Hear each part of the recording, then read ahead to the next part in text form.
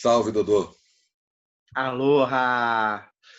Pô, cara, parece que faz 2 semanas que a gente não se vê. Alguma coisa aconteceu durante essa semana que parece que a gente não se fala há um tempão.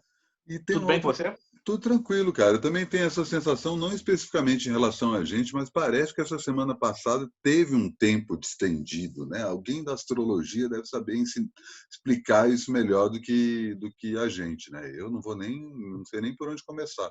Mas aconteceu alguma coisa na semana passada que parece que ela demorou mais tempo.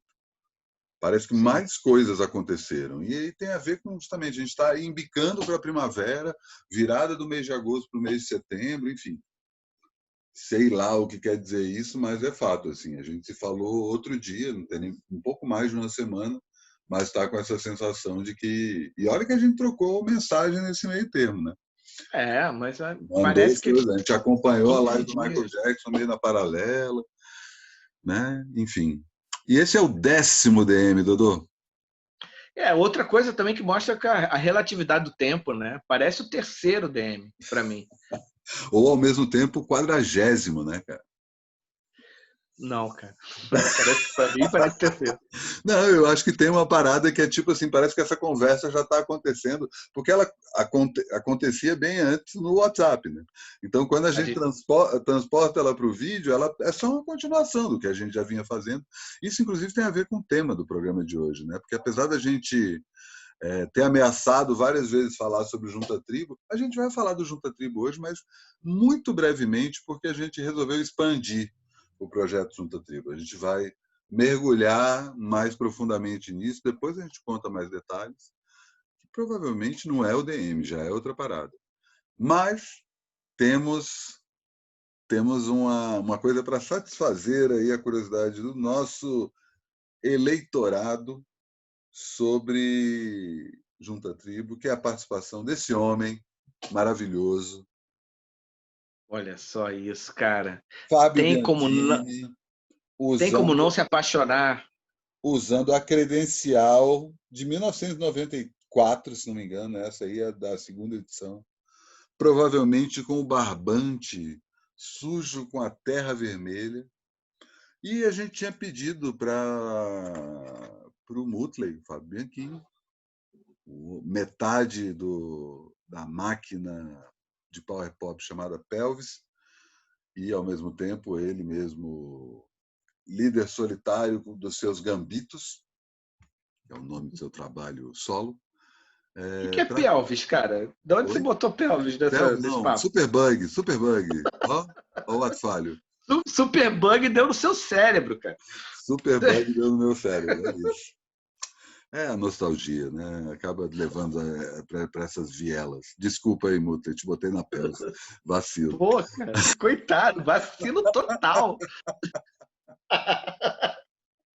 Foi mal. Bom, mas aí ele nos mandou um áudio, na verdade, dois áudios, porque. E a gente não ouviu o áudio. Então a gente vai ouvir aqui, junto com vocês, o depoimento do Mutley sobre o Junta Tribo. A gente pediu, fala aí. Ele não deu nenhuma direção e fala aí, então. Acho que a grande questão daquele Junta Tribo é que onde tu estava quando o palco caiu. Eu, no caso, estava atrás, conversando com o Cadu e a Bia dos Drivers. Não sei se eu estava entrevistando eles ou não. E a gente viu a merda que nós três, cara, isso aí vai dar merda, como de fato deu. E também, algumas horas mais tarde, eu vi o pessoal do ML só com a mão, assim, do instrumento na mão, com a pontinha ali onde ficam as tarraxas da guitarra, desconsolados, que eles estavam no alojamento, a gente também. Eu fui fazer esse Junta Tribo, fui pela farra, claro. Fomos eu, o Pablo e o Ulisses. Pela farra. Sincerão. Viagem de ida. Tipo, na primeira parada, assim, o Ulisses engoliu todo o fumo que tinha, porque achou que era Blitz, mas era só uma parada, sei lá do que, do ônibus. Ficou doido, viajou doidaço. Enfim, daí chegamos lá, aquele congraçamento todo. Foi quando conheci o Dudu, acho que eu conheci lá. O Colares eu conheci, os Brincandos de Deus. E eu lembro que outra coisa que na época a gente estava distribuindo a demo do Superbug, a primeira. Foi. E, em um certo momento, veio alguém trocar. Não veio trocar, ele só veio entregar uma demo para nós. Era o Pedro, a primeira demo do Weeds. A gente olhou aquilo e caralho, velho. Que de fato aquela demo é muito foda até hoje e tal. E, cara, aquela alegria, né? Eu, inclusive, gravei o show da Pelvis, o Cigarrettes, um pedaço do Brincando de Deus. E aí a gente falava para quem quisesse ouvir que o Brincando tinha sido, como ainda acho até hoje, o melhor show dos que a gente viu. E, dos guitar tudo bem, pode ter sido. Nós éramos defensores do guitar. Na época acho que nem curtia hardcore por causa disso. Minoria, éramos minoria. Total minoria.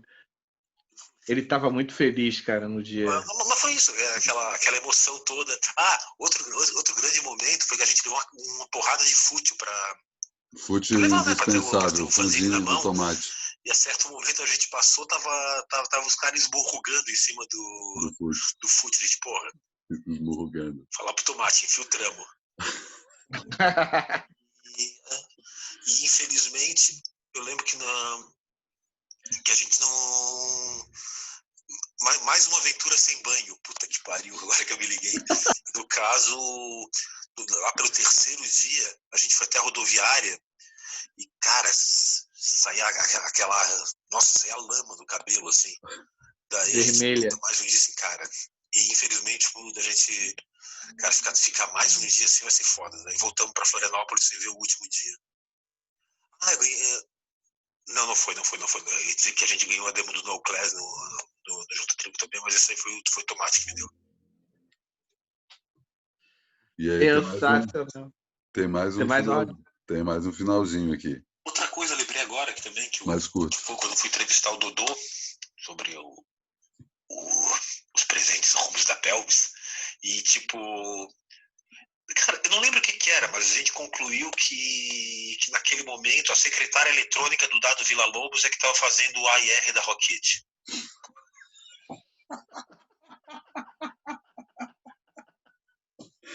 Muito bom, muito bom.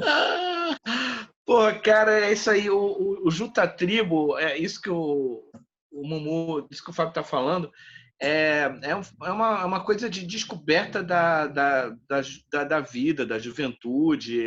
Total, a gente era adolescente ainda, eu tinha 18 anos, 19 isso, é isso, é descobrir que o mundo o que é o mundo, conhecer outras pessoas. E aí tinha toda a coisa, né, que era o próprio mote do festival, né, Junta Tribo.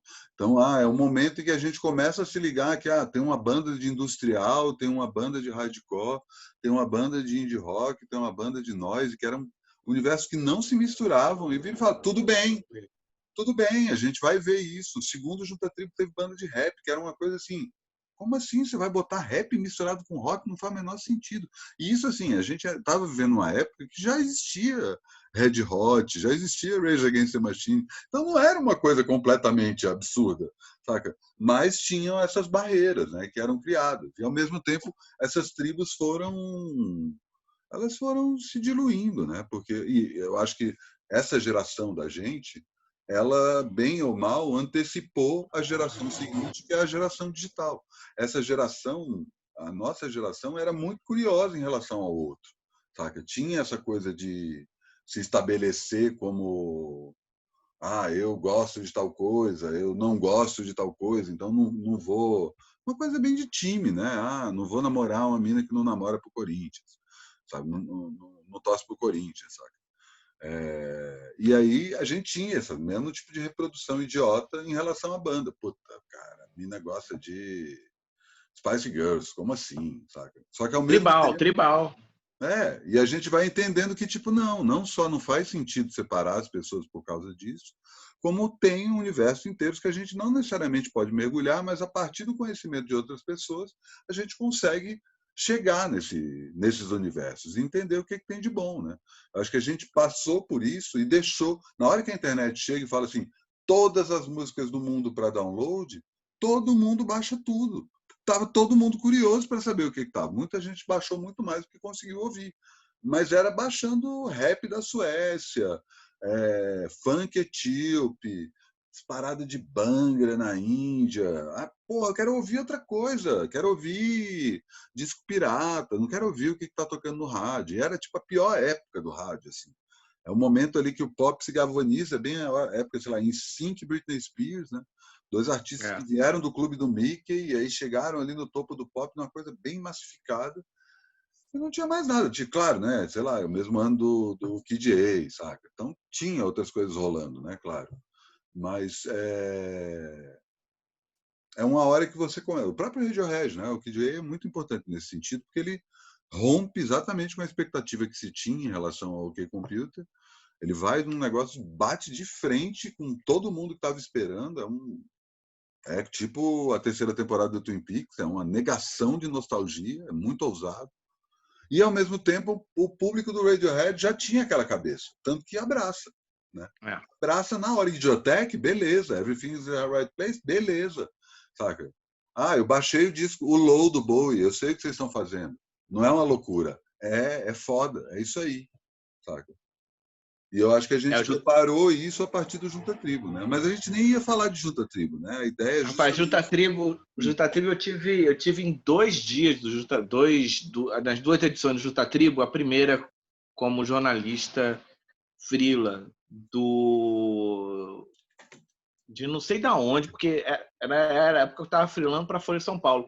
Mas eu acho impossível que eu estivesse freelando para a Folha de São Paulo na primeira edição do Junta Tribo, porque devia ter milhões, estava todo mundo da Folha de São Paulo ali, né? Quer dizer, menos a galera mais velha, mas a galera toda de freela, a galera de soldados, né, que iam para as trincheiras, eles estavam lá. Uhum. E eu nem sei quem era da Folha. Rapaz, era a época do folhetim, então acho que era Álvaro Pereira Júnior editando. Esses caras lá, cara. Eu lembro assim, quem encontrei lá? Miranda, Massari, Lariu. Não, esses caras, então, esses caras não foram. Miranda é dessa geração, só que Miranda sempre se comportou lá na Miranda frente. Já estava com Banguela, né? Não é o que a gente chama de... Você fala de jornalismo arte, esses caras é o que a gente chama de jornalismo de escritório, né? Jornalismo de... Os caras da Folha. Então, e aí os caras que estavam lá no chefe, mas tinha a galera da trincheira, e a galera da trincheira estava todo mundo lá. E aí eu não sei, eu não lembro. O Jornal do Brasil também não era, porque não era eu nunca freelei. Não, de jeito nenhum, porque também, talvez, para o Rio Fanzine, talvez. Porque porque Calbuque e Tom também, eles nunca foram de ir para trincheira. E aí faz bastante sentido eu ter escrito alguma coisa, uma notinha do Junta Tribo para isso. Que é dentro do universo do Rio Fanzine, né? O Junta Tribo estava total dentro desse universo. Isso. Aí o primeiro Junta Tribo é aquele que tem a famosa chácara. Então eu acabei sendo aquele cara que, como eu não fui tocar, eu fui o cara que fez o flagrante de todo mundo. Eu filmei o rolê todo. É claro que é uma fita que já não existe mais, que senão estaria todo mundo preso. Uma fita de vídeo que tinha uma chácara que foi alugada pelo DCE da Unicamp. Aí todo mundo preso. Só tomando droga, vai, no máximo. Raimundos, essa galera toda, todo mundo ali junto nessa chácara. Ninguém dormiu, porque, enfim, né? Tava todo mundo vivendo o seu intenso agora. Filme aqui do meu lado, filme do João Moreira Salles, que fala muito sobre essa história de você vive, quando depois você vive um intenso agora, muito concentrado, você vive uma ressaca enorme depois. O Junta Tribo não. O Junta Tribo não teve ressaca, muito pelo contrário. No ano seguinte, teve uma segunda edição, e aí eu fui com a minha banda, que chama Pelvis, mas eu era da banda na época, e aí a gente foi como banda, a gente já hackeou o sistema aí, porque ele já levou... Eu era produtor de uma banda chamada Cigarettes, e aí ele já levou Cigarettes para tocar dentro. É justamente o Colares que o Mutley cita. O Mutley fala das Drivelers, né? E do Colares, que é justamente o Homem Cigarettes. E aí as Drivelers também foram nesse esquema que tu tá falando, né? Não, as Dreamers foram convidadas. Ah, tá. Porque no ano anterior foi o Second Come. E aí, a panelinha, que lá aqui no Rio o pessoal falava que era a panelinha da Zona Sul, dos burgueses, e em alguma medida era mesmo. Mas a gente vai falar mais sobre isso quando a gente fizer o nosso especialzão. Mas era Second Come, Pelvis, Drivers e Cigarettes. Eram pessoas que se frequentavam, ficavam o dia todo na casa do outro. Era panela. E aí... Stella também, né? O Stella, que também é a mesma coisa, porque o Stella era metade do Stella é da Drivers e a outra metade é do Second Come. Então, é a mesma coisa. Aí, o Second Come foi chamado para o primeiro Junta Tribo. E aí foi todo mundo junto, porque a gente não se largava. Então, o pessoal da Drivers foi para assistir, o pessoal da Pelvis, eu fui para assistir o primeirão. Aí o segundo, aí escalaram a gente, porque não tinha mais Second Come, não ia repetir o Second Come, chamaram o resto da panela.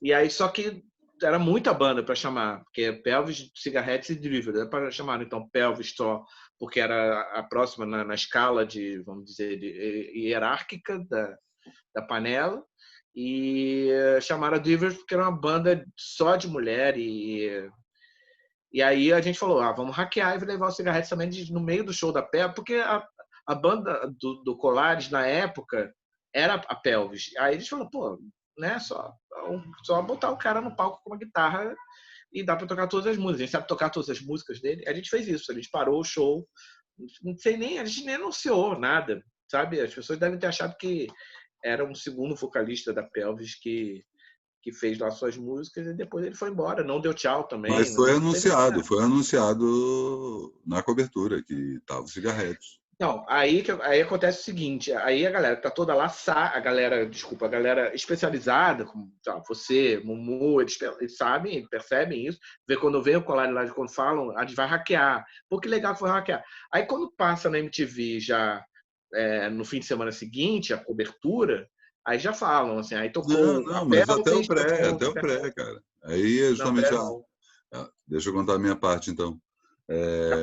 Eu mudei para Campinas em 93, fazia sociais na Unicamp, e descobri que ia rolar esse festival, né?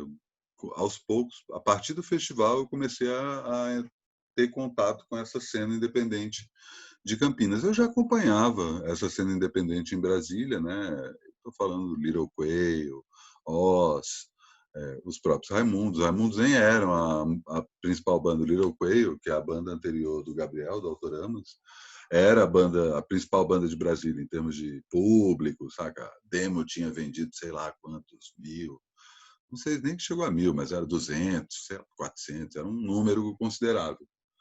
E quando eu mudei para Campinas, eu sabia que tinha isso, mas não saquei direito. E aí uma das primeiras coisas que eu saquei foi justamente que ia acontecer esse festival na Unicamp. E, pô, vou lá ver, né? Quando eu pego o cartaz, está lá, né? Pin-Ups, Killing Chainsaw, Second Come, Cotton Crow, Ocotô, a banda do Kid Vinil, saca? Um monte de banda e, caralho, meu, tudo junto, tudo no mesmo lugar, assim. Essas bandas que normalmente entram ali na brecha. Não, todas elas, que em outras situações eram só a brecha, estavam juntas como uma coisa só. Foda. E aí eu fui lá, assisti, foram 3 noites de festival, assisti como público. Era de graça, não pagava para entrar, tinha uma lona de circo. E assim, pouca gente.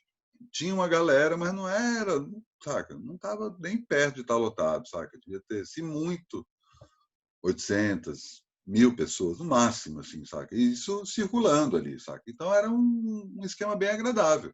Se assistia bem, ouvia de perto, não tinha muvuca. E tinha algumas bandas de hardcore, mas não era uma coisa tão pesada. Aí o negócio sai na MTV, e aí é exatamente o ano em que os Raimundos acontecem. E aí, pá, o festival, o acontecimento Raimundos, né, que depois vira um fenômeno, consolida a reputação do Junta Tribo como um festival que mostrou quem é os Raimundos para São Paulo.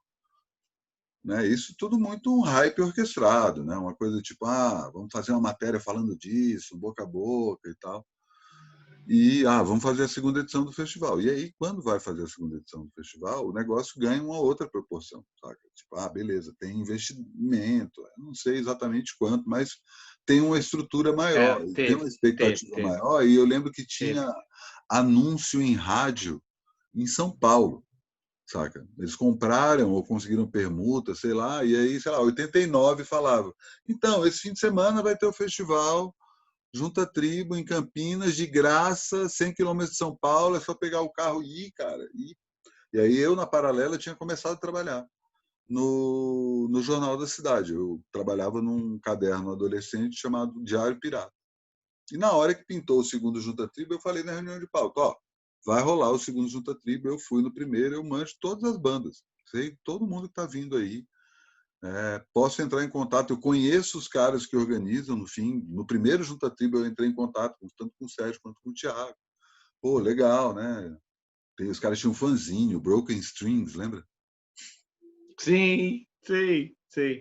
Fanzine com matéria sobre Jesus and Mary Chain, sobre Slowdive, né? E aí eles me anteciparam, sabiam que eu estava no jornal, sabiam que eu era do rolê, e falaram, porra, Matias, vamos passar tudo em primeira mão. E aí eu fui conversar lá no jornal, né? Não só curtiram que eu consegui o furo, a primeira notícia que saiu sobre vai ter um segundo Junta Tribo.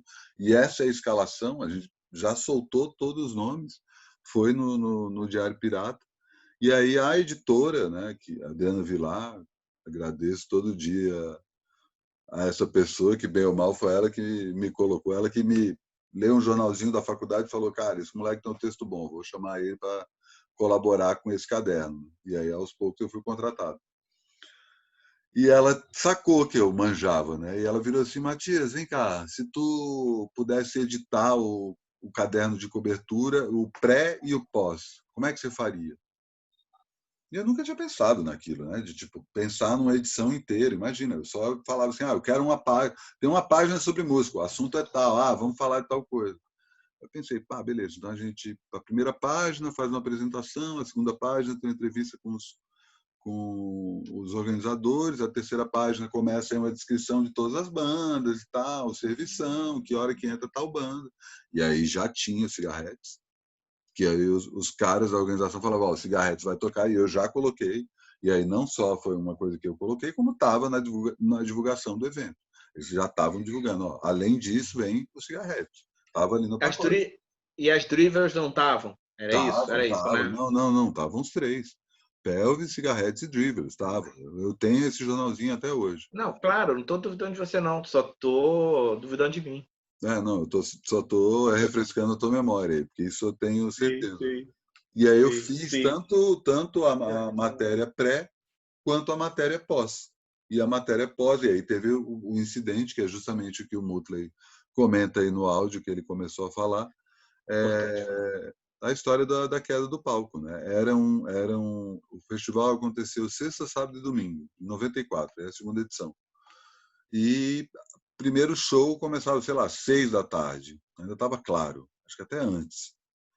E sei lá, e aí tinha uma coisa diferente do primeiro, que o primeiro era mais indie, né? Tinha uma coisa meio rock industrial, uma outra coisa fora da curva, mas tinha essa coisa noise, guitarra, né? E o segundo pesou mais pro hardcore. O primeiro teve, sei lá. Foi muito skate, né, bicho? A cultura skate entrou e era uma ali época no mundo, que já né? estava bombando. Sabe? No No videogame, ano anterior, essa cultura Pocket. skate ainda estava meio que pegando. No ano seguinte, ela já era tipo o mote da MTV, um dos motes da MTV. Isso aí, Beastie Boys, skate, até o Sonic Youth, até o Sonic Youth fez 100%, pois 100%, total, o disco, né, o Dirty, é todo skate, e total. Dinosaur Jr. também é skate, todo mundo é skate. E aí, Beastie Boys com Check Your Head, e aí... e as pessoas todas não, é lindo porque as pessoas chegam de skate. Então eu acho que eu acho que essa parada tem, se fosse um filme de ficção, se algum dia alguém fizer um filme de ficção, esse filme vai se distinguir de qualquer outro filme de festival que eu já vi na minha vida, justamente pelo skate. Eu colocaria logo aquelas várias cenas que eu vi das pessoas chegando 40 isso... pessoas chegando de skate ao mesmo tempo, sabe? E todo mundo com skate na mão, todo mundo, meninos e meninas com skate na mão e gorro na cabeça. E aí tinha todo aquele visual bem anos 90, né? Ou era camisa de Singles. flanela, calça larga, né? Ou o visual de hardcore. Tênis Gorro, All-Star. E aí, as duas coisas juntos, né? Às vezes, né? Porque era muito misturado, parecido o visual indie com... E aí, tem razão, o segundo foi totalmente bem puxou para esse divulgado. lado mais street. A gente chegou lá, você está falando teve propaganda na rádio no segundo, a gente chegou lá porque a gente tinha um programa de rádio também, lá no Rio de Janeiro, chamado College Radio, e a gente fez deram dinheiro para uma promoção, a gente fez uma promoção, a gente fechou um ônibus, cara. A gente fechou um ônibus pacote completo, venha com a pelvis, e aí a gente fechou um ônibus inteiro desses Excursão de acampamento. De acampar 40 pessoas, 45 pessoas, na verdade foram quase 70 pessoas dentro do ônibus, só que porque a gente foi chegando gente, a gente foi botando, não tinha claro, vai todo mundo em pé no ônibus, molecada. Todo mundo em pé, molecada. A gente inventou lá dentro uma espécie de futebol americano, que era pegar uma bola de meia, e aí ganhava quem conseguia, era a turma da frente contra a turma de trás do ônibus. Quem conseguisse fazer com que a bola chegasse até o final do ônibus, ganhava. E o contrário também, que a turma de trás tinha que tentar fazer a bola chegar no motorista. E aí é a fricção dentro do ônibus, sabe? 40 pessoas versus 40 pessoas tentando se fazer uma bola passar e o ônibus balançando. Em movimento, né? Em movimento, todo mundo com gorro. A promoção era justamente dos Beastie Boys, do Jackalhead. Então, a gravadora deu o gorro escrito Beastie Boys para todo mundo. E pessoas que eu nunca pensei em ver com gorro na vida, pessoas que eram indies, quase que elfos vestindo gorro. Foi uma coisa absolutamente incrível. E aí, no dia seguinte, passou na volta, a gente voltou no mesmo dia, né? A gente não se hospedou em lugar para não ficar caro. Então, terminou o Jutatiba às 5 da manhã, a gente voltou para o Rio. E aí, na volta para o Rio, é que que todo mundo tinha tomado os chazinhos, os cogumelos, os LSDs, as coisas todas. E aí, na volta, ficou todo mundo vendo o Fábio Leopoldino, falecido Fábio Leopoldino, líder do Second Camp, que foi assistir os shows do segundo, ficou vendo aí na janela, desenhando. Ele era um desenhista incrível, fez todas as capas do Second Camp.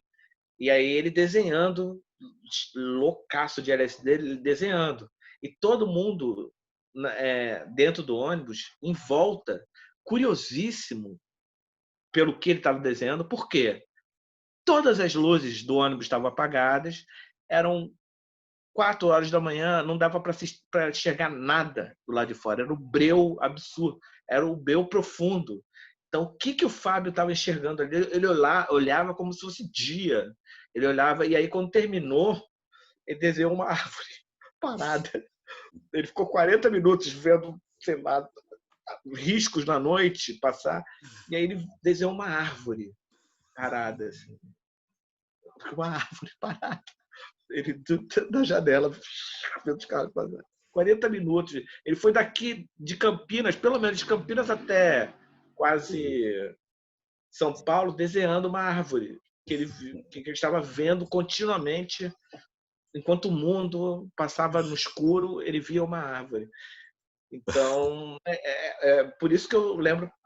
Essa também é a minha lembrança de o que aconteceu no palco, etc. Mas a gente... Teve esse incidente, né? Só também contextualizar aquilo que o Mutter estava falando. Sexta-feira, o festival começa tipo às 6 da tarde, a primeira banda toca, a segunda banda toca, e a terceira banda, Intense Manner of Living, que era o IML, uma banda de skate. E aí, cara, veio muita gente. Veio muita gente, assim, milhares de pessoas, assim, tipo 5, 6 vezes mais do que os caras acharem. Os caras já achavam que vinha muita gente. E foi um negócio que ficou completamente fora de controle, mas ao mesmo tempo era uma molecada tão tranquila que não deu merda. Ninguém saiu se matando e tal. O máximo que acontecia era a roda de fogo, saca? E aí era uma roda de fogo contínua. E aí o que aconteceu? Chegou no show do IML, a galera começou a apogar, e aí tinha essa peculiaridade do local, que tinha o barro vermelho, né? E aí, sempre que começava o povo a apogar, levantava aquela négua. E o povo estava apogando o tempo todo. Qualquer banda. Pogaram na pelvis, saca? Nescau, era Nescau o tempo todo. Nescau. Tinha Foi uma cena, patrocínio Nescau. nos 3 dias teve uma cena bem bonita, que era justamente aquela névoa vermelha e o sol se pondo. E aí, com aquela névoa vermelha, o sol virava aquela bolinha vermelha no fundo. Era sempre foda. Sempre tinha uma luz foda. E aí aconteceu isso. Tinha acabado de anoitecer. Era 8 horas da noite, o IML começa a tocar, a galera começa a apogar, e a galera começa a subir no palco, e aí todo mundo começa a subir, e de repente tem, sei lá, 30 pessoas no palco, e o que acontece? O palco desaba. E o que acontece também? Vários instrumentos de várias bandas estavam embaixo do palco. Era o lugar para guardar, caso chovesse, o lugar seguro para guardar tudo era debaixo do pau. Das bandas que queriam tocar, que já tocaram. Sim, a gente está falando de uma época em que comprar uma guitarra era mais ou menos como comprar um raio laser, saca? Era um negócio que não era assim entrar numa loja e comprar uma guitarra. Ou você comprava uma Giannini vagabunda, ou você comprava uma Fender cheia de imposto que você pagava, sei lá, o preço de um carro, ou você tinha que ter um esquema para comprar uma guitarra, comprar um baixo decente.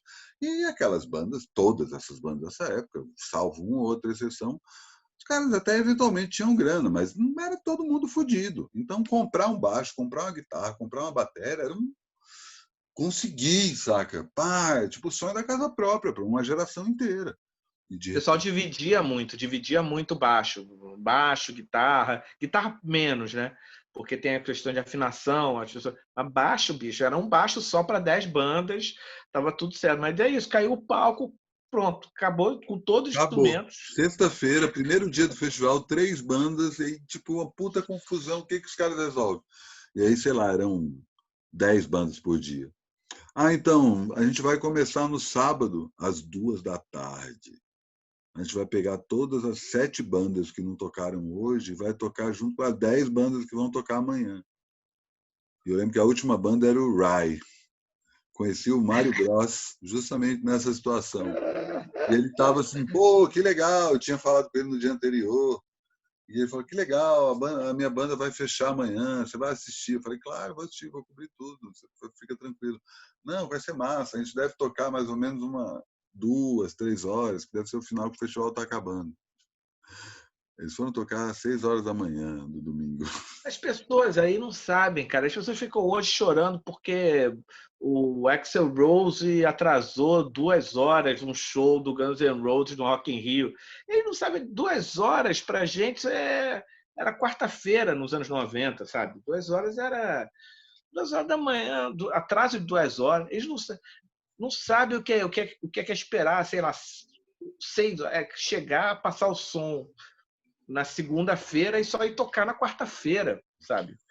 Entre a passagem de Sônica. E tá tudo bem, sabe? Porque é tão default isso, tão já enraizada a cultura do atraso de bandas e montar banda. Era muito louco porque as pessoas, a galera afinava muito guitarra. Era muito louco ter passagem de som, porque o som era horrível sempre. Então, para que tinha passagem de som? Eu não entendia. A proposta de som, inclusive, era horrível. Mas era uma parada para dizer que era profissional. A onda toda da Pelvis é como a gente falou, a gente quer fazer um disco de uma banda que tipo não deu tempo para a banda passar som. Vamos afinando os instrumentos nas primeiras faixas, quando chegar na faixa 4, o instrumento tá tudo isso no estúdio, mas no estúdio não, no quarto do Gustavo. A gente acabou enganando o dono da secretária eletrônica, o Dado Villa Lobos, dizendo que ele tinha gravado o disco no estúdio. E acabando, a gente não tinha ainda o estúdio Freezer. Bicho, se a gente for começar a falar aqui, não dá, né? Então, mas aí que tá, entendeu? Esse é o ponto do Junta Tribo. A gente passou meio por alto, contou essa história. A gente vai se aprofundar sobre isso depois, mas como hoje é o 10º DM, a gente resolveu resgatar uma coisa que a gente acabou perdendo porque a gente, bem ou mal, pautou os outros programas. O bom senso. E a ideia vamos tentar profissionalizar, né? Que é justo o contrário que a gente quer fazer. E o lance do DM é justamente a gente ficar conversando sobre o que dá na telha. Então, vamos também não extrapolar em termos de tempo, né? Estou olhando aqui no relógio, então temos tempo ainda para conversar, só que não definimos o assunto e só no final do programa nós vamos definir o título. Talvez tenha a palavra Junta Tribo, afinal de contas, mencionamos o Junta Tribo, já tem um bom tempo a gente falando isso, mas isso é só o começo, só um contexto básico, porque a gente vai falar muito mais sobre Junta Tribo no sentido que o que era uma geração de bandas que cantava em inglês? Por que uma banda de São Paulo, ou do Recife, ou de Porto Alegre, queria imitar o My Bloody Valentine, o Jesus and Mary Chain, ou o Pink Floyd, enfim, qual o sentido disso? E, ao mesmo tempo, toda uma realização que acontece com essa mesma geração que fala assim, tá, eu posso cantar em português. E como é que isso ajudou justamente a chegar nesse ponto que eu estava falando, de ser uma geração que, aos poucos, foi abrindo a cabeça para além dessa caixinha de banda indie, né? Mas isso é papo para depois. E tu quer falar do que, Dudu? Rapaz, o que mudou nessa semana, hein? Parece que a gente está vivendo num outro mundo. Não sei, cara. Eu estava falando desse papo de astrologia e tem alguma coisa que aconteceu. Eu prefiro pensar que é a proximidade da primavera. Eu estou pirando muito, na elasticidade do tempo, saca? Eu acho que a quarentena tem feito. Já tive uma época que eu acordava de madrugada, todo dia, e ficava acordado até 6 horas da manhã, e aí ia dormir mal de manhã. Hoje eu estou conseguindo manter mais ou menos um horário ok. Mas, enfim, né? Essa coisa do tipo, que horas que eu vou almoçar, eu almoço mais cedo, almoço mais tarde, se eu almoçar mais cedo, eu vou jantar mais cedo, eu vou dormir mais cedo, enfim. Tenho pensado muito nisso, que a gente está em casa, né, e acaba tendo aí uma liberdade total de fazer tudo que a gente quiser com os nossos horários. E, de um jeito ou de outro, é claro que tem gente que, sei lá, a gente está em situações que não temos filho, por exemplo, né? Eu acho que, por exemplo, o cara que é pai está na situação, está preso a um horário, e esse horário é determinado pelo filho, né? Mas, por outro lado, isso também é bem interessante, né? Porque em outras épocas, esse convívio pai e filho não aconteceria dessa forma tão intensa. Eu tenho certeza que está sendo criado um vínculo muito pesado aí entre pais e filhos que estão passando quarentena juntos, saca? Em todas as idades, saca? É um negócio que, tipo, saca? Vão ser pessoas muito mais próximas do que a gente em relação aos nossos pais, saca? E a gente aí é todo mundo que não passou pelo menos 6 meses em quarentena com a própria família. O que eu estou vendo das minhas amigas que têm filho assim, de 4, 5 anos, toda vez que eu venho falar isso, pô, deve estar sendo um privilégio, né? Poder, para a criança, deve estar super feliz de ter os dois pais em casa, numa época que é tão importante para a criança, ter pais em casa, presentes, os pais não podem estar porque estão trabalhando. Aí toda vez que eu falei isso, tomei esporro. Falou, não romantize isso. É uma questão de Não está sendo romantizar bom, no geral, né? não está sendo bom para as crianças, Claro. porque acaba essa convivência muito prolongada com pais, acaba perdendo o encantamento, assim, como um casal de qualquer coisa, convivência com qualquer coisa, e aí acaba. Eu que estava totalmente encantada pela minha filha de 4 anos, achando ela uma gênia, incrível, qualquer coisa que ela falava, eu agora confesso assim, eu estou pedindo para minha mãe dar um pulo aqui em casa e ficar com ela um fim de semana que eu preciso ficar Ela tá aí contigo? sair de casa. Oi? Ela tá aí contigo? Não, por quê? Apareceu? Eu falei Não, alguma coisa? eu achei, eu estava comentando justamente, porque a gente não tem convívio de crianças, né? Você tem convívio de crianças aí na vila? Não tenho. Aí ela tá falando, aí essa minha amiga falando, mãe, vem Ela, ficar aqui em casa. Ela falando, mãe, vem ficar aqui em casa, porque eu preciso sair de casa e ficar sem minha filha durante, sei lá, um fim de semana pelo menos, porque Claro. senão, porque ela já nem me encanta mais. Então, isso é muito louco. Eu não tinha pensado nisso. Aí depois eu lembrei do Iluminado e eu falei, claro, óbvio. Óbvio. Total. Não precisa E chegar a esse aí, extremo, mas com óbvio. certeza. E assim, Sim. eu também não estou querendo romantizar, né? E tanto que eu estou falando em vínculo reforçado. Isso não quer dizer que é uma coisa boa, né? E vamos combinar o seguinte, uma das coisas que eu falei, o que mudou tanto, a minha teoria é que acabou a quarentena de vez, né? Essa semana. De vez, assim, tipo, como se fosse um decreto oficial brasileiro. Acabou. Eu acho que eu não conheço agora.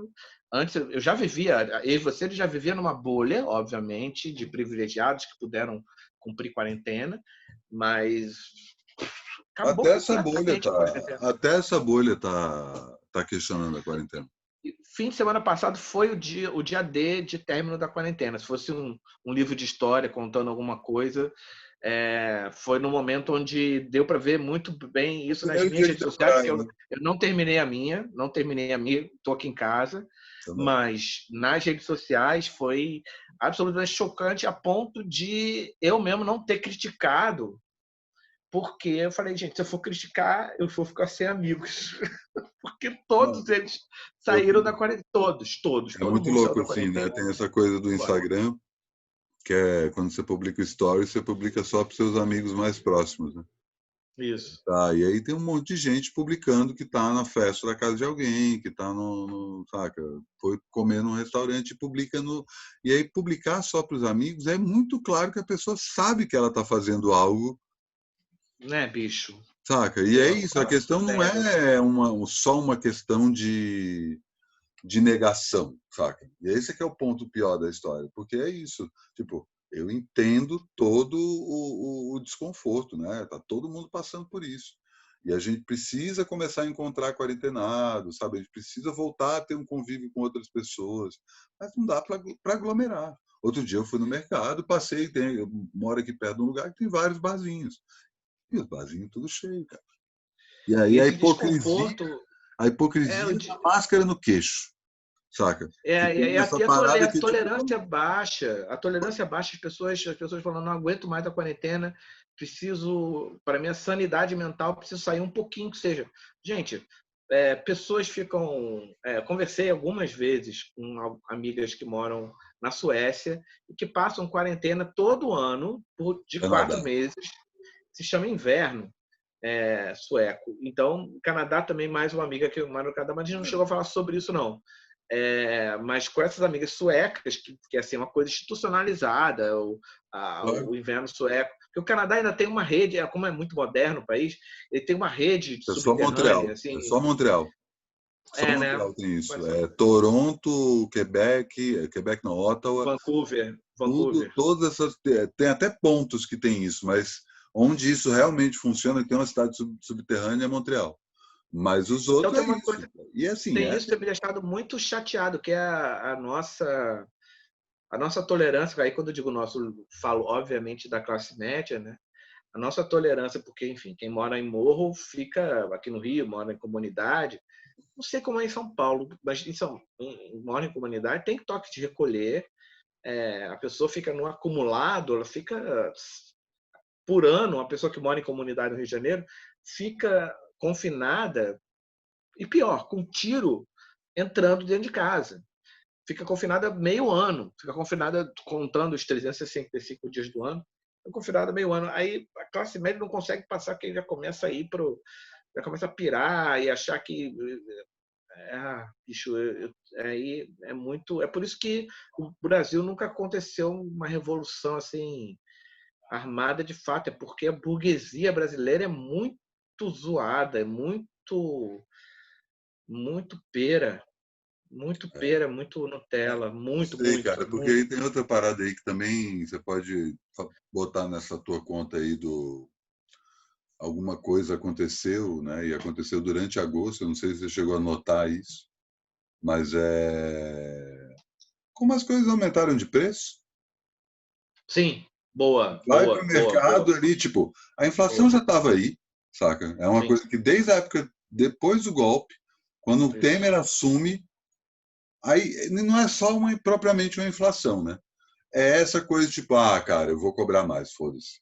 Foda-se, saca? Agora tá É. isso, tá o Temer no poder, então o nego não vai ficar enchendo Não, você. tem um desespero muito grande que é o seguinte: tá todo mundo, quando abriram os shoppings, e é muito sintomático de um país que abra shoppings e bares antes de abrir escolas, é muito sintomático isso, no sentido de, né? E aí, quando os shoppings abriram, foi um desespero ainda maior, para o lojista porque ninguém queria comprar, mas porque não é porque ninguém queria comprar.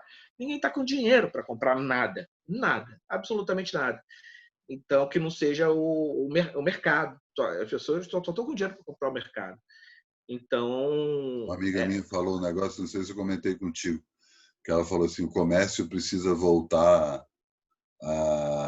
precisa que as pessoas voltem a fazer compras antes que as pessoas percebam que elas não precisam fazer compras. Então tem uma coisa aí que está meio desligando, sabe? Totalmente. Essa Que é a máquina. questão das eleições, né? Que é a questão das eleições. Aqui no Rio, quando o ano eleitoral começa, as igrejas universais, as igrejas, enfim, evangélicas aqui, é assim também, com certeza, no resto do Brasil, elas viram e falam assim, faltam, quando o ano começa. Hoje é ano eleitoral, esse ano é ano eleitoral, faltam 40 domingos de missa para a gente tem 40 domingos para convencer o nosso fiel a votar nos nossos candidatos. E aí, justamente, essa eleição de agora é talvez a eleição mais importante, porque é a eleição que elege vereador, elege a micropolítica, e a micropolítica é a que manda no rolê todo. Uhum. Então, o que eles fazem? Eles ficam lá, a pessoa que tem, sei lá, 15 anos, que está agora com 19 anos de idade, ela vai desde os 18 anos, todo domingo, na igreja. E aí tem a cabeça lavada dentro da igreja. E aí ela volta. Só que esse ano, as igrejas ainda não conseguiram abrir. Estão conseguindo abrir agora. Então, dos 40 domingos que elas tinham para tentar convencer o eleitor a votar, 35 domingos já passaram. Já foram.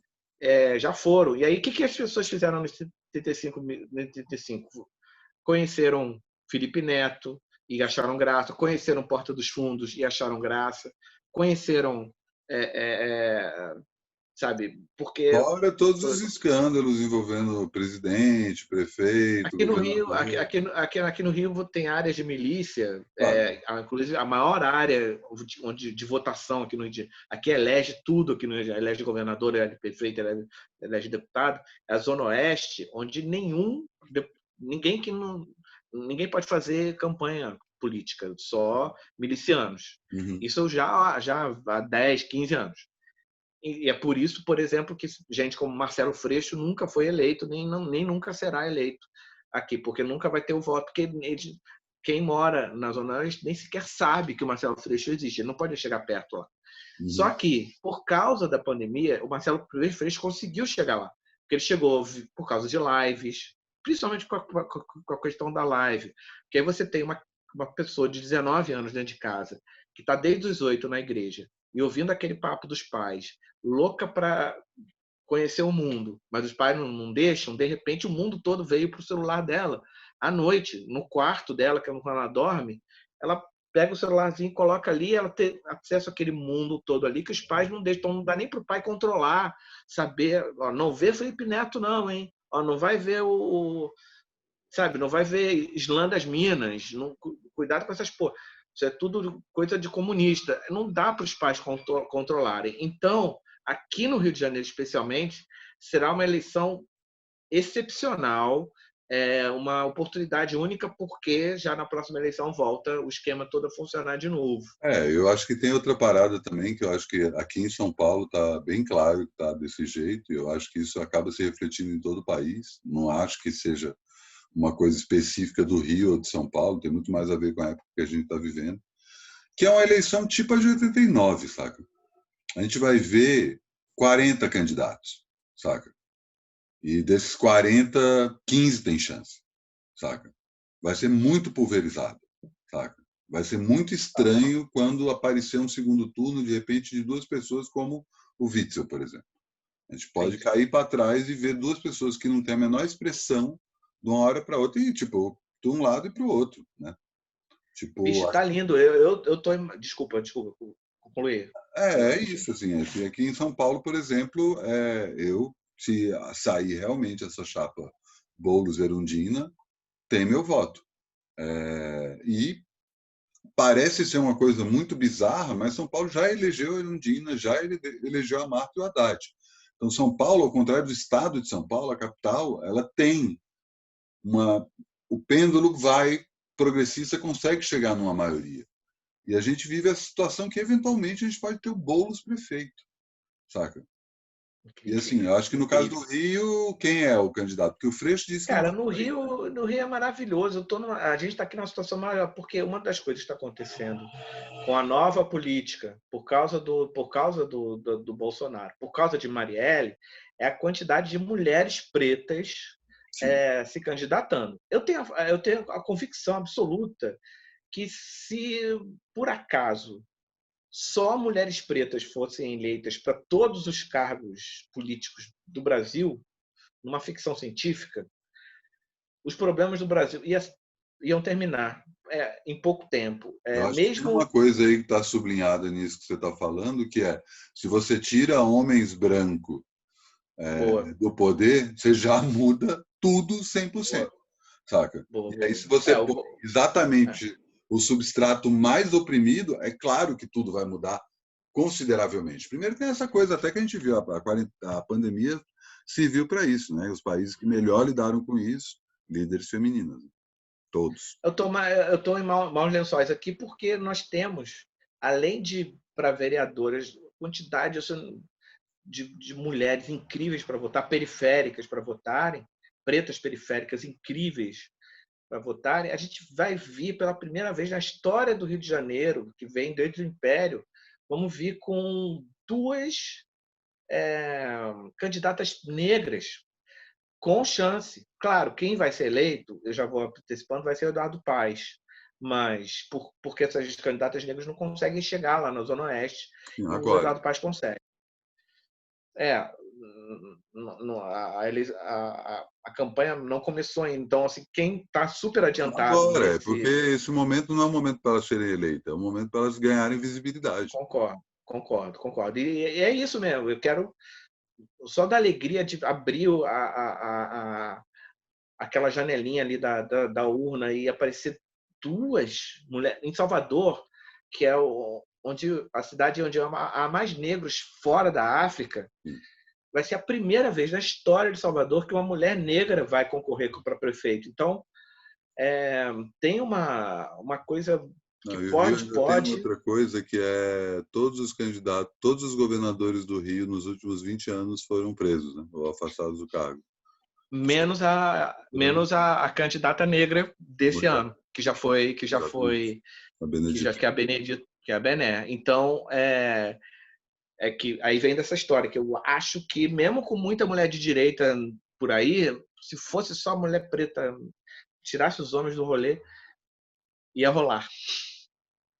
Mas tem esse movimento acontecendo, né? Se você compara o que era a política hoje com o que era a política há 20 anos, há 30 anos, há 50 anos, há um século, saca? É por isso que eu bato nessa tecla do só melhora, que eu efetivamente acho que as coisas só melhoram. O problema Vamos é que, junto com as melhorias, vem a reação contra as melhorias. Isso que a gente está vendo é basicamente isso. É por isso que nos Estados Unidos existe a Ku Klux Klan. Existiu porque teve que existir, porque os negros saíram já voando lá. Aí eles falam, pô, vamos ter que fazer uma Ku Klux Klan aqui, senão daqui a pouco vai ter um presidente negro. Você viu que aumentou pra caralho o número de compra de arma de fogo por parte da população negra nos Estados Unidos? Né? Lembra que eu falei para ti que eu considero que a gente está aqui ainda nos anos 1967, 66. Daqui a pouco a gente quando vai chegar os Panteras Negras. A gente não tem arma, né, cara? Esse é que é o negócio, né? Por mais que, os Estados Unidos têm essa merda aí que a gente, graças a Deus, não dá para comprar arma no supermercado como se tivesse para comprar uma Coca-Cola. A parada é até mais perversa que isso, né? Os pretos que estão com arma na mão nesse momento, eles estão, nesse momento, numa comunidade, pensando em como eles podem invadir uma outra comunidade para tomar a boca de fumo, e para invadir, eles precisam matar o bando de rival, que é a maioria negro. Ou seja, como eles vão matar mais negros. Então é um jogo de Isso aí você tá ganha-ganha falando o da quê? parte Nos dos Estados brancos, Unidos? maravilhosa. Nos Estados Sabe? Unidos? Aqui no Brasil é muito mais Ah, sim, sim. sofisticado aqui no Brasil, porque aqui os negros, o branco nem precisa se dar o trabalho de fazer o genocídio, de fazer Porque é aquela história, né? O Brasil é os Estados Unidos em que os confederados ganharam a guerra. É isso, é isso. Basicamente isso. E o ponto mais louco é o seguinte: é, Não teve 40 acres and a mule. É tipo, ó, o mais louco é que aqui continua morrendo mais gente preta assassinada pela polícia do que nos Estados Unidos. é o papo que o senhor É, fala, cara. O Brasil dá muito certo. O Brasil não deu errado. é isso aí. O Brasil Não deu foi errado. projetado para isso, para matar preto. A polícia militar foi fundada para isso, né? E tá Claro. tudo certo. Pois é. Tá tudo muito certo. A opinião pública é que me deixa meio que tonto a respeito disso, sabe? É uma onda meio. De vez em quando bate aquela badzinha assim do todos estão surdos, mas aí rapidinho eu lembro assim, mas quando não tiveram, né, também surdos e tentando me focar nos pouquinhos que estão acordando e deixando de ser surdos aos pouquinhos e E tem uma coisa que eu já, não sei se eu já comentei sobre isso contigo, que é essa outra parte da história, que é justamente a galera que está começando a se ligar, ela não necessariamente está usando a internet para falar isso.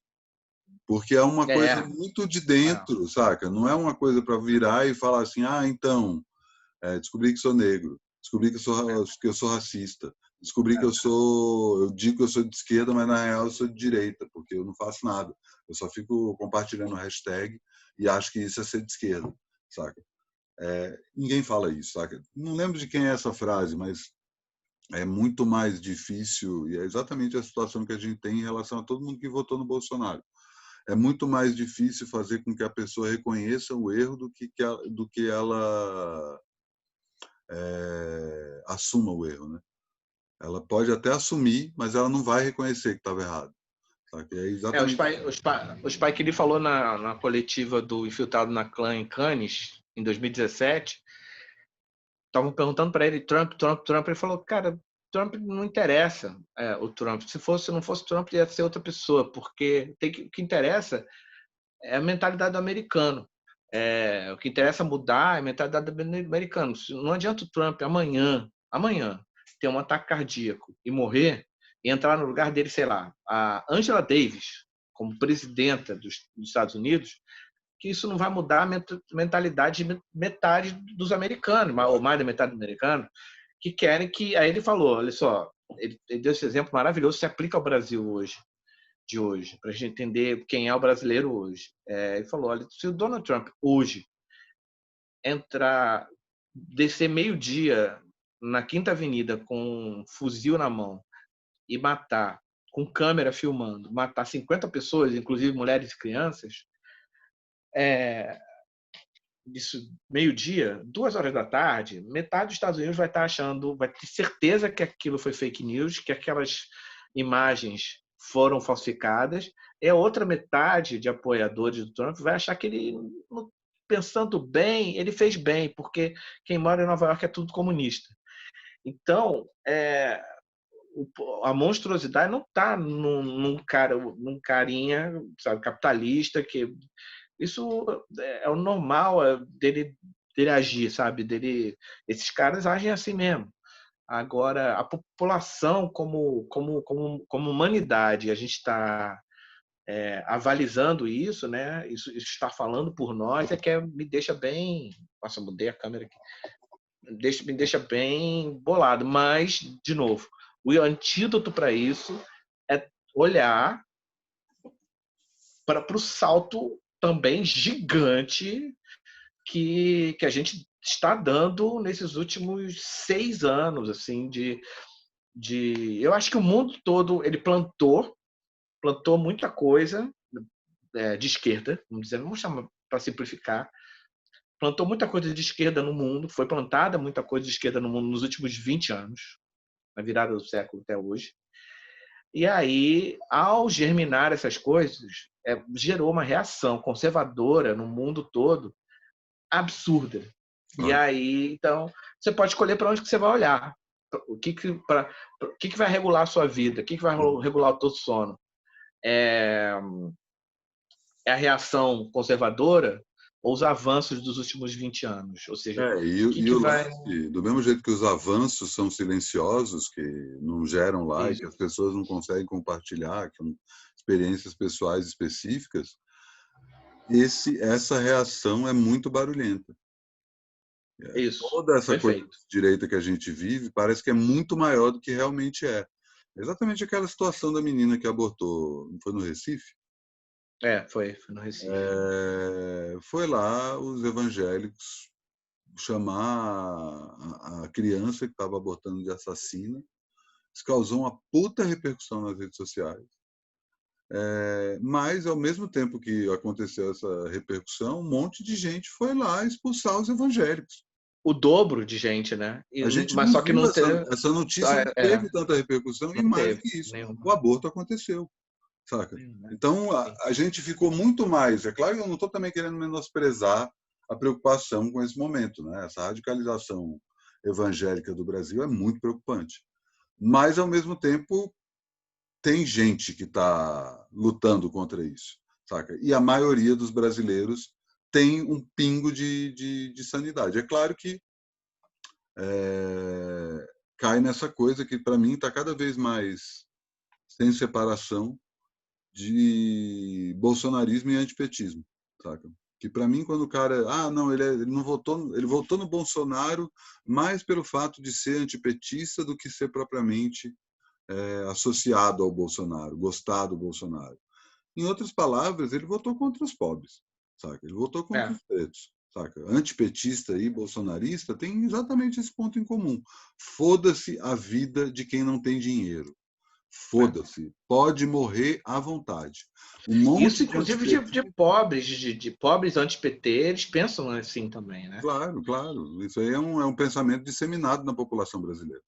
E eu não faço mais essa separação. Tudo bem, você acha que o Bolsonaro é um absurdo, mas você votou nele porque era melhor ele do que o Haddad? Desculpa, você não acha. Toma aí o presidente que você merece. É exatamente isso que você representa. Você está representado pelo teu ícone, saca? Desculpa. Uma vez eu escrevi... Essa é a cara feia desse país que você faz parte, saca? Para o G1 eu escrevi que quando fez um ano do golpe de 16, foi um golpe patriarcal, né? Homens brancos falando sobre a família, Sim. pela família, pela tradição, pela propriedade contra uma mulher. Eu escrevi o seguinte, que eu queria que os meus amigos, ou que as pessoas que eu conhecesse, ou que as pessoas que apoiaram o golpe, fossem todas igual o filme Bastardos Inglórios, fossem todas tatuadas um pato amarelo na testa. Porque hoje, quase a totalidade dos que eu conhecia, que apoiaram o golpe, estão contra o Bolsonaro. São anti-bolsonaristas assim, incríveis. E aí vem uma galera, amiga minha, falar, Dodô, não está na hora de apontar o erro do coleguinha, está na hora de buscar aliados, etc. Bicho, eu tenho uma frase que eu adoro, adoro porque foi eu que criei, chamada o seguinte: o que atrapalha o Brasil é a turma do deixa disso. Claro, claro. Desde 1500. Porque no fim das coisas, peraí. Se eu for me juntar com esse cara, eu estou endossando o que esse cara falou em outra época, saca? Tipo, ele mudou de ideia. O cara é que tem que juntar comigo. O cara tem que juntar comigo, tem que tomar esporro. A gente não cria criança assim, dando esporro. Olha só, não põe a porra do dedo na tomada. E é isso, fiz uma merda, caguei no pau. Às vezes a criança nem assume que fez merda, mas nunca mais põe um bom dedo na tomada. Isso é educar, entendeu? Não precisa exigir que o cara assuma também. Eu só preciso que ele não ponha a porra mais do dedo na tomada. Essa é a parada. Eu não estou propriamente exigindo, mas para mim esse pato na testa está cravado na testa de muita gente, de amigo, de conhecido, de gente que eu respeitava, de um monte de político que eu achava que era decente, de um monte de empresário que eu achava que era ok. Que agora eu tô vendo, pá, porra nenhuma. É igualzinho o Bolsonaro. Só porque o Bolsonaro não come com talher, você quer se diferenciar dele por isso? Desculpa. Não é. Não é. Você É isso aí. elegeu um jagunço. Exatamente. Isso se igualou a ele, né? Porque mas não foi isso que aconteceu. Foi isso que aconteceu. Só foram todos jagunços que aplicaram um golpe e depois escolheram o melhor jagunço. Entre os jagunços, eles se reuniram, todos eles, todo o eleitorado brasileiro, todos jagunços, somos todos jagunços. É. E aí e é isso aí, cara. Para mim, eu tô achando ótimo. Minha vida tá mais leve por ter feito, sabe essa limpeza que as pessoas já fazem nas redes sociais? Bloqueia os amigos, não sei o que lá. Eu já fiz isso na vida real, sem nem precisar muito também, porque, enfim, eu me antecipo, ao invés de de cancelar a pessoa, eu já falo, olha só, já aumento o meu tom a respeito de, ou seja, conversar comigo, se você sendo uma pessoa que apoiou o golpe, é uma coisa muito chata. Então as pessoas estão Eu não tenho evitando paciência. de evitar. E eu não tenho É, paciência. Eu não dou trela. Eu não dou trela, é, desculpa. Não dou trela. é, eu vou chegar lá ainda. Vou E chegar ainda tem lá uma ainda. parada que para mim, o ponto central é isso, cara. Eu não vou gastar saúde Mas mental desculpa, com isso. eu tô falando assim, conversar sobre o R.E.M., sabe? Eu Eu sei, eu não tem sei, papo. eu sei, eu sei. Não é conversar sobre política, é Não, conversar não, não, não. sobre Eu não consigo rir amarelo. Não eu consigo estou fazendo outra perguntar. coisa, ó, que é uma ótima coisa para a gente conversar, e eu quero saber o que você acha disso. E se você. Eu, outro dia, comecei a fazer uma cata geral nas minhas redes sociais, na galera, tipo expurgo soviético, Dodô. Expurgo soviético, Dodô. Comecei a catar a galera que tinha disco do R.E.M. Eu escolhi o R.E.M. certinho, porque é uma banda que também é muito pop, ou seja, também agrada Playboy. E fui lá e falei, cara, eu quero o seu disco do R.E.M. Esse disco não pode estar na tua casa. Tá aqui, vou mandar 4 letras do R.E.M. Aí dei 4 letras em inglês. Falei, você quer esse disco na tua casa? Você quer continuar cantando a música, essa canção aí? E aí eu tô atrás, só não, tira esse R.E.M. da sua casa, porque ele tá feliz, ele tá infeliz aí dentro da sua casa. Você não merece escutar R.E.M. Isso porque eu tô pegando leve só no R.E.M. A quantidade de bandas que o maluco, os caras, cara, me vende teu vinil aí, porque tem uma coisa errada, sabe? Ou você fica com vinil, ou você vive essa vida que você tá levando agora. Mas não dá pra fazer as duas coisas. Não dá para você ser vegano e gostar de uma banda que está falando das maravilhas do churrasco, entendeu? Então, eu tô chato demais, por isso que as pessoas não estão nem chegando. Eu não estou precisando bloquear nem cancelar ninguém, porque as pessoas não estão chegando. Agora, as pessoas que já eram, que são alinhadas, houve um alinhamento assim de afeto gigantesco. A minha vida está muito mais afetiva, de troca de afeto, do que há 20 anos atrás. Isso disparado, assim, porque as pessoas. É igual, sei lá, Walking Dead, eu tô me sentindo nisso. Walking Dead. As pessoas sobrevivem, começam a ficar amigas.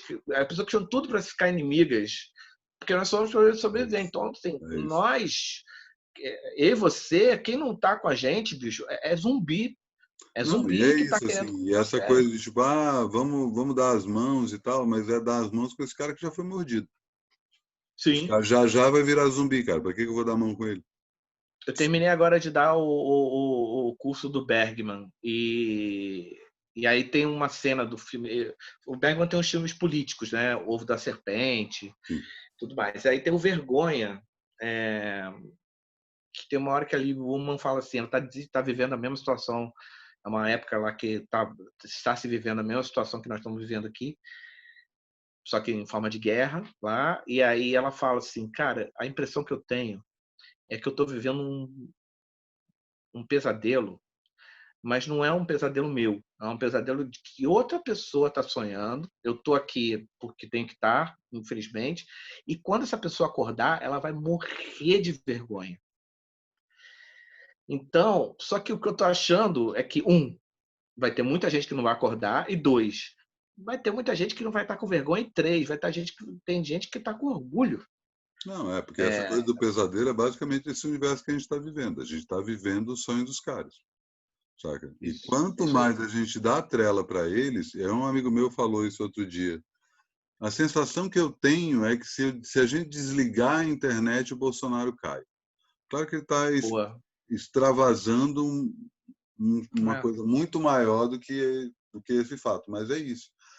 Não é Bolsonaro, é todo esse sistema reacionário, ele parte desse pressuposto, inclusive que com a esquerda no meio disso, ele parte desse pressuposto de que quanto mais horrorizado a gente ficar, mais a gente vai fundar esse sistema, saca? É isso que eu queria falar sobre cuidar da saúde mental, né? Não pode dar, não, a gente não pode dar. Não. É uma coisa muito do movimento negro. Eu tenho falado muito isso para meus amigos brancos que estão agoniados, falar, cara, vai ler a galera do movimento negro, porque essa galera tá nessa situação desde que nasceu. Então, ele já tem mecanismos para cuidar disso, tem construtos acadêmicos para cuidar disso maior. Então, é aquela história, né? Pode tirar tudo de mim, mas não vai tirar o meu sorriso, sabe? Não vai tirar a minha sanidade mental. Tá no 1984 também isso, né? A questão eles não querem só o seu corpo, né? Eles querem, precisa que você fale que aqui tem 5 dedos, né?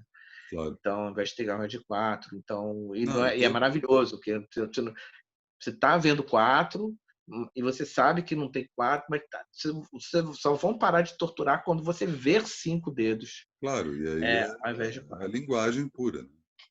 É basicamente a distorção da linguagem. É tipo, as coisas significam o contrário do que elas querem dizer. É uma ironia extrema, que aí, de novo, 1984 puro, nove língua, que é uma tradução bem tosca, né? Nove língua, na verdade, quer dizer, vem de newspeak. Né? Eu até tenho uma tradução melhor para isso, mas eu vou deixar para o dia que me chamarem para traduzir o 1984, aí eu escrevo. Porque é isso. 84 é o livro mais importante do século XX? Não sei, cara, não sei. Isso é uma boa questão, cara. Eu realmente não sei. É certamente um dos, mas é uma boa questão. Tô pensando aqui. Tem um autor que eu amo, que ele não tem um livro de tal Não é magnitude. melhor.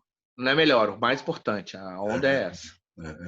Porque, tipo, Grande Sertão é melhor, né? Pois é. Não tem que falar. Qual seria mais importante que o 1984? No mundo, tá? Na Tchecoslováquia, no Brasil, O no co-irmão Canadá. e o próprio irmão dele, que é o Admirável Mundo Novo. Eu acho que 1984 ele tem um impacto de ter criado algumas marcas, né? A gente fala em Big Brother, a gente fala em toda essa coisa da própria Newspeak, saca? Tem alguns termos que... Tô pensando aqui, bicho. Ficção científica é foda, né? No final Não, das contas vai acabar saindo alguma ficção científica. eu Não tô vai ser. puxando pelo Kubrick, que o Kubrick só adaptou livro. Mas ele falando sério, tirando qual livro? Tirando o Lolita, ele foi malandro, ele só adaptou o livro ruim. Ele melhorou os livros, né? Melhorou os livros. Mas Foi aí que tá, malandro. entendeu? Ó, por exemplo, se eu pegar a interpretação dos sonhos do Freud, é mais importante do que qualquer livro escrito do século XX? Talvez sim. Talvez sim. Talvez sim. Mas para quem, né? Capital do Karl Marx. Mas para quem? Mas para quem? Só para quem foi colonizado. Não foi para um índio tupinambá. Mas até aí, né, Dudu, você está falando de livro. Você está falando de livro, você tira tudo que não é ocidental na parada. Não, calma aí. Não, calma aí. Quando eu cheguei em Tóquio, eu fui na livraria em Tóquio e foi maravilhoso. Foi incrível chegar na seção de filosofia de Tóquio. E era de uma livraria gigante lá, dessas de rede, mas que só tem, que é japonesa. E aí vi, pela sessão de filosofia, como é que é, cronologicamente. E aí, bicho, para em Platão e Aristóteles. Aí eu falei, ué, cadê o resto da galera? Aí a vendedora virou e falou para mim o seguinte, olha... Tá ali em ficção. Oi? Tá em Tá ali ficção. em ficção. Do lado do Godzilla, né? Nietzsche tá do lado do Godzilla. Maravilhoso. Ela falou uma parada muito foda. Ela virou e falou assim, não, bicho, tá maluco. Os outros são muito jovens demais para a gente Considerar. considerar, escrever livros, estudar. A gente mal estudou ainda Confúcio, Platão, nem nada. Você já quer pular já pro Descartes. Vocês são muito malucos. Vocês acham que filosofia é McDonald's, é o prato da semana. Sabe, o construto do Confúcio é para você ficar muitos séculos estudando, do Platão também muitos séculos estudando. Aí já foi essa porrada. Aí eu fui para o setor de psicologia, psicanálise, psiquiatria, qualquer coisa que fosse psi. Bicho, não achei. E aí, dessa vez ela foi muito categórica comigo, foi muito mais rapidinho, não teve nenhuma explicação. Ela falou, nós não acreditamos em psicologia. Aí eu depois comecei a ver que não tinha filme do Woody Allen nos DVDs, não tinha filme do Woody Allen, porque o nego não entende, não sabe por que essas pessoas estão agoniadas assim desse jeito. Qual é a do rolê? Não estou entendendo. Então, o 1984 ele tem muita importância no Japão. Sacou? Então, assim, tem até algumas coisas que tem. E, nossa, 1984 é China total. Não, em 1984, então, tem. Na verdade, ele já é um livro reescrito, né? Aquele Nós, é um livro Isso. Não vou Ou lembrar seja, o tem coisas que são que chegam no mundo todo. Imagina. A Bíblia, né? Por exemplo. Você pode chegar numa tribo lá da Papua Nova Guiné e sentar e contar a história da Bíblia, que a galera vai ficar em volta da fogueira amarradão. Com aquela... Então tem livro, sim, que atende mas esse ponto aí do 1984 realmente deve ser... Se ele não é, ele está entre os três, assim. É porque é isso, é aquela famosa hora em que dá o branco, tipo, putz, tem alguém que eu estou esquecendo. Tô com medo de esquecer tal, né? Tal coisa. Foi muito de eu acho chofre que eu agora, mas fecho. com certeza é um livro bem importante. Você não tem dúvida. Eu acho que eu fecho com isso. Vou tentar chegar. Mas é isso, não é o melhor livro. E o filme mais importante do século XX? O 2001? Eu acho também. É. Porque eu acho que o 2001 ele fala também, se você pegar o 2001 e projetar ele numa tribo na África subsaariana, no meio da África subsaariana, eu acho que a galera da tribo vai entender tudo do filme. Sim, tudo. E tem outra coisa que tempos modernos é muito século XX, né, cara?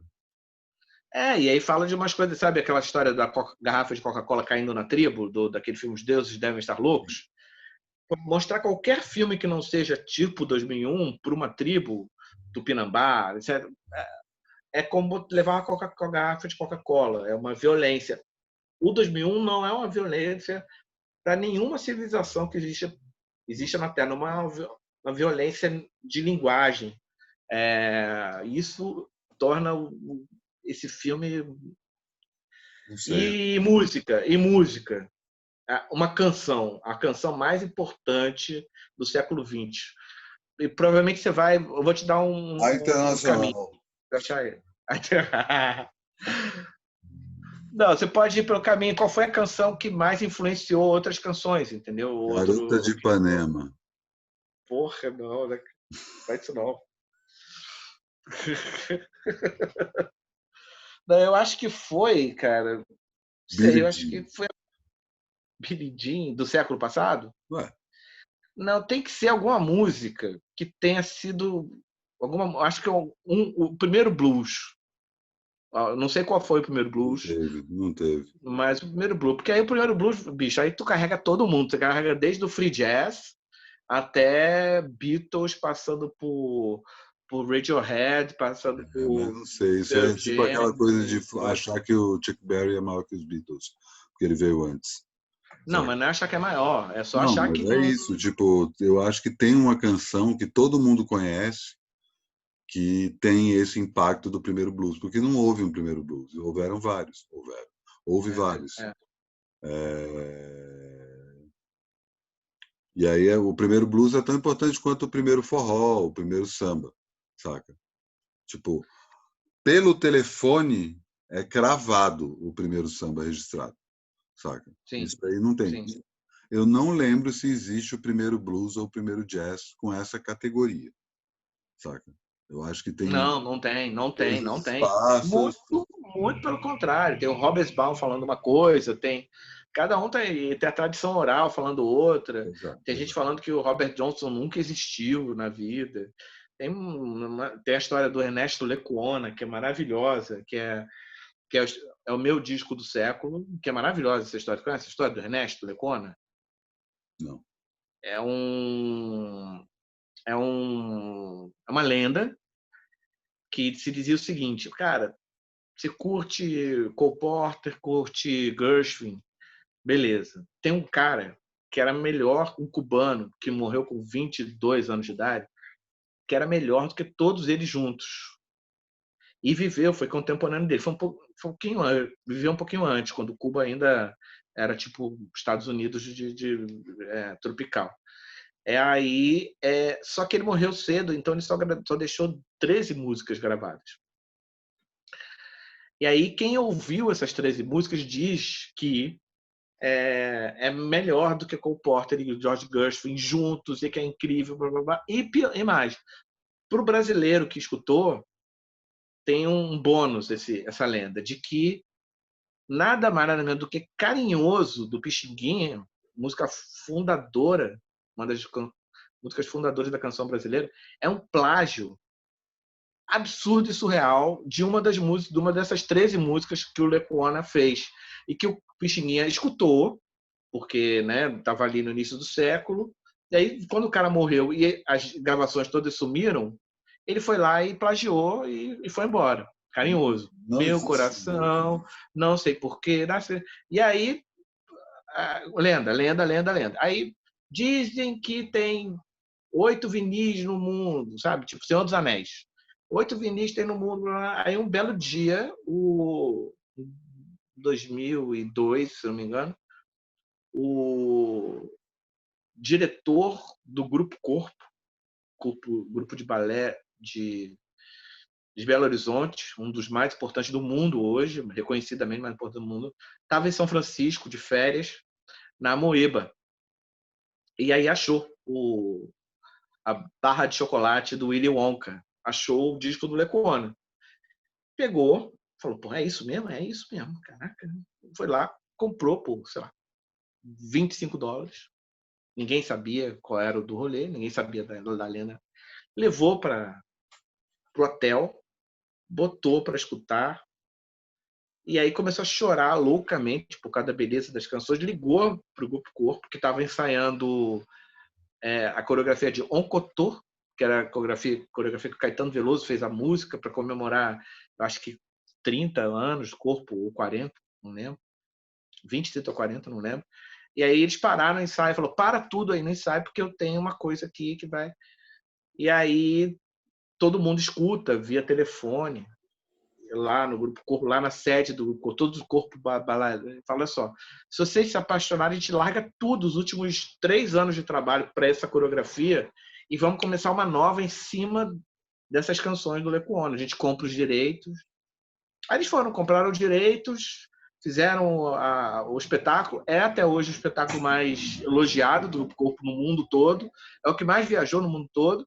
Resultado, hoje você encontra a Lecuona no Spotify, e aí você já encontra outtake do Lecuona, coisa resgatada do Lecuona. Você encontra já quase umas 100 faixas do Ernesto Lecuona. E, bicho, sim, É tudo isso.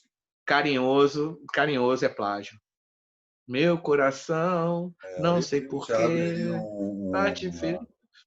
uma porta aí para falar do que tem, né? Se a gente puxa aí o Tinhorão reclamando do Tom Jobim, Mr. Monotone, o samba de uma nota só, sem contar todo o rock dos anos 80, né? Tem uma coisa que você pode falar sobre o Engenheiros do Havaí, inclusive até um bom gancho para a gente chegar aos finalmente dessa 10ª edição, que é a banda do coração do nosso querido Fábio Bianchini, que os Engenheiros do Havaí são uma das únicas, esse é o trunfo, que é talvez a única banda dos anos 80 que não plagiou ninguém, a não ser o Rush, porque como o Rush, que tem aquela tradição de 4 discos e um ao vivo, o Engenheiros faz 3 discos e um ao vivo. E tirando isso, ele, pelo menos que eu saiba, Humberto Gessinger nunca plagiou ninguém, mas o plagiário brasileiro é vasto. E Vasto, cabe vasto, aí vasto. uma pena descobrir que Carinhoso é um plágio, mas, enfim, não tira a importância do Pixinguinha, né? Esse é o Pô, ritmo. fala sério. É um cara. Pixinga é Isso. foda demais. É aquele cara que, se tivesse nascido nos Estados Unidos, Nossa, teria o tamanho do Lester Young, assim, fácil. mais do que isso, ele seria Talvez mais, um Duke Ellington, sabe? Um cara pode ser. respeitado em vários. Ele foi, né? Bem ou mal, ele teve essa. Sim. E ainda em vida, ele pôde desfrutar da própria importância. Dodô, chegando aí aos finalmente. Eu não entendi qual foi o gancho para a gente chegar no finalmente. O que tem o Engenheiro do Havaí com o finalmente? O Mutley, né? O Mutley era o começo do programa. A gente começou Tá. com o depoimento do Mutley e termina com a Obrigado situação por explicar. Obrigado por explicar, cara. Pô, nome do programa vai começar com Passagem de Som para o Junta Tribo. É a primeira. Não. O primeiro é Fábio Bianchini. Fábio Bianchini, vírgula. Qual que é o outro? Bom, a gente vai ter que falar de Junta Tribo, senão ninguém vai entender nada, porque a gente ficou muito tempo essa falando que é a de Junta graça. Tribo. Tá, o Fábio Bianchini é o Junta Tribo. Ele começa o papo da Junta Então vamos lá. Passagem de som. Fábio Bianchini, Passagem de som, é o segundo. E o terceiro é Freestyle. Ernesto Lecuono, cara. Tá bom, você que manda. Não, eu já escolhi 2. Tá. Não, porque eu acho que o freestyle, para comemorar o 10º programa. Eu acho que se você quiser, a gente pode só chamar de freestyle. DM Freestyle. Pronto. Bora. Certo?